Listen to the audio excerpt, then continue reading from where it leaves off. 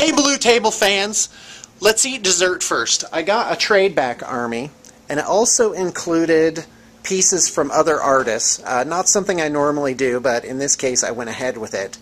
And a lot of it's traditional style, really, I'm going to go so far as to say close to or at display level work. So you have some Nurgle bikers here, lots of magnetized pieces for those. Magnetized Nurgle Lord, this is from Forge World. A bunch of converted Terminators and Death Guard. You have, I mean, really exquisite stuff. Just check this guy out. I know I can't, I'm sorry, I can't get any closer than that. Really, just bear in mind this is a teaser. I'm going to get pics and prices, and this will all be on the blog. So you have some World Eaters here. These are Cahorn. In fact, they have World Eater shoulder pads from Forge World. That's just what I was checking there. You have this Typhus. This is really neat. This is definitely traditional and, you know, I'm going to say display quality work. Specialty base, some really neat conversion work on him. And we have 3 World Eaters Obliterators, 3 Nurgle Obliterators. Those are heavily converted. 3 Nurgle tanks. These have Forge World doors and tons and tons and tons of green stuff work on them. You have a World Eater's Rhino here. So that's got Forge World hatches and whatnot on it. Very nicely done. You have a Great Unclean one. This is another piece, not by us, and it was it's done very, very, very nicely.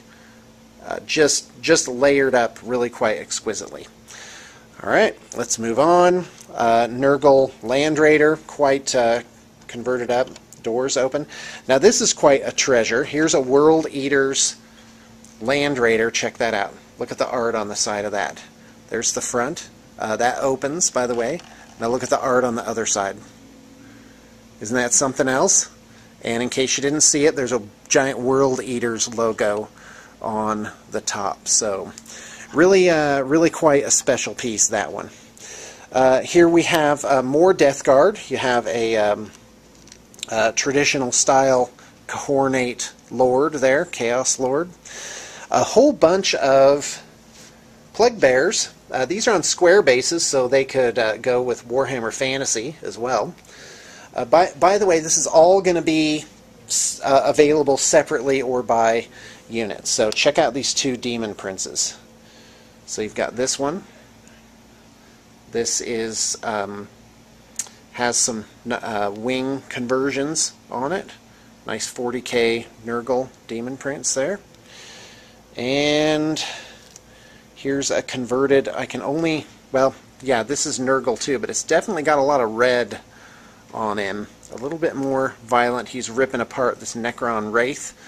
If you wanted, we could quite easily remove that and just touch it up if you weren't particular to that feature.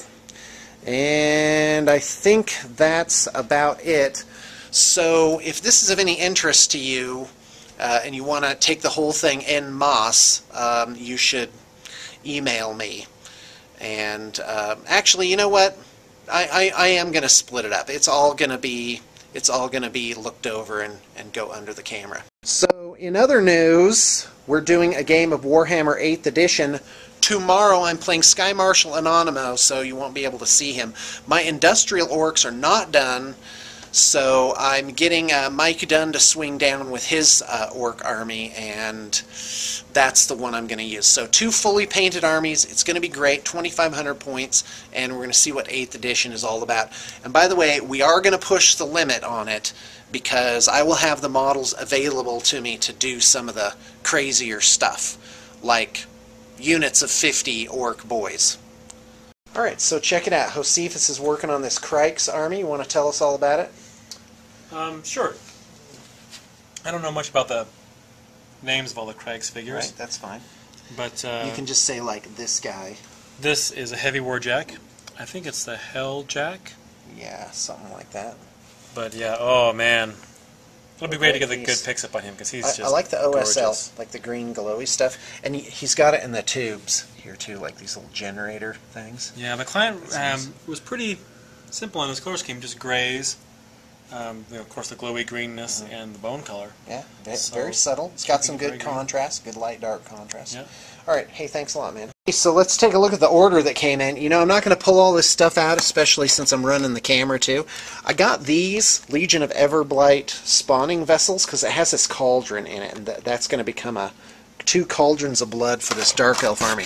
So yeah, tons of Dark Elves in here. High Elves, got a High Elf army. We got a Dwarf army cooking, so definitely a lot for Warhammer Fantasy coming around the pipe. Here's an Imperial Guard expansion. You may recall we had a couple of Hellhounds on the block. Well, these are being done up in that same color scheme. So these are Shadow Sword Stormlord kits. Very nice. Whee! I'm Brig! Okay, so hey, let's take a look at the Industrial Orcs. This is going to blow your mind. When you see all these painted up, these are so great. So here's the beginnings of the Snotling pump wagons, which are going to be little miniature grot tank type things. So, and these are really just made with extras. Oh man, check this out. Here's the Doom Diver catapults. Isn't that awesome? That's a chariot base, by the way. So here you've got a goblin with a bullet head getting in there, and powder kegs. You have a few grot riggers from Forge World here, cranking it up to the right angle. You have a spotter guy there, a goblin. Let's take a look at the other one. This one's even more characterful. So you've got, again, the powder kegs, the orcs. The orc bully is loading up the breach, and I don't know if you can see this, but there's a goblin in the breach with his arms crossed, water slide style over his chest, and a look of grim determination. So they're loading him up for trajectory fire.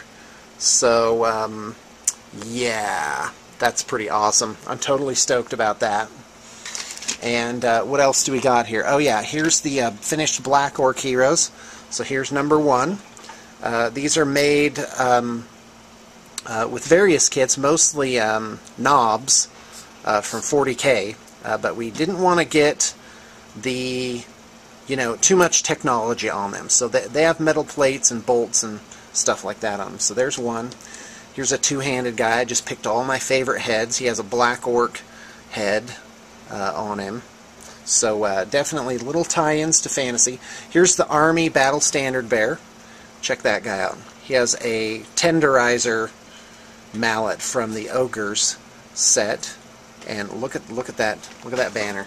That guy's huge. In fact, let's just see if I can't get him next to a regular banner from one of the boys units. Do you see the? There you go. See the difference in size and scope?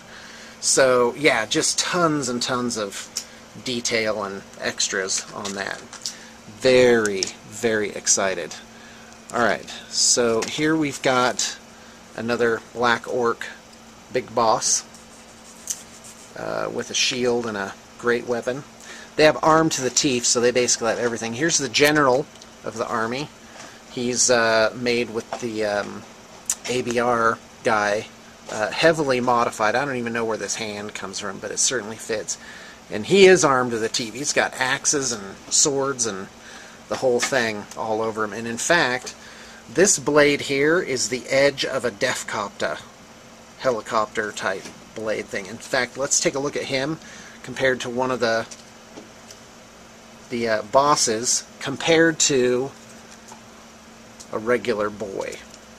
So you can definitely see, like, this guy is just, he is really just going to tower over the whole unit of these guys. Okay, here's the orc equivalent of a stone thrower.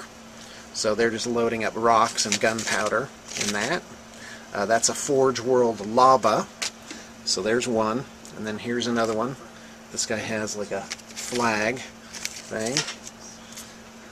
Yeah, so there's that. That's the industrial orc so far. So with the boys and the goblins and these war machines, it's getting up to 2,500.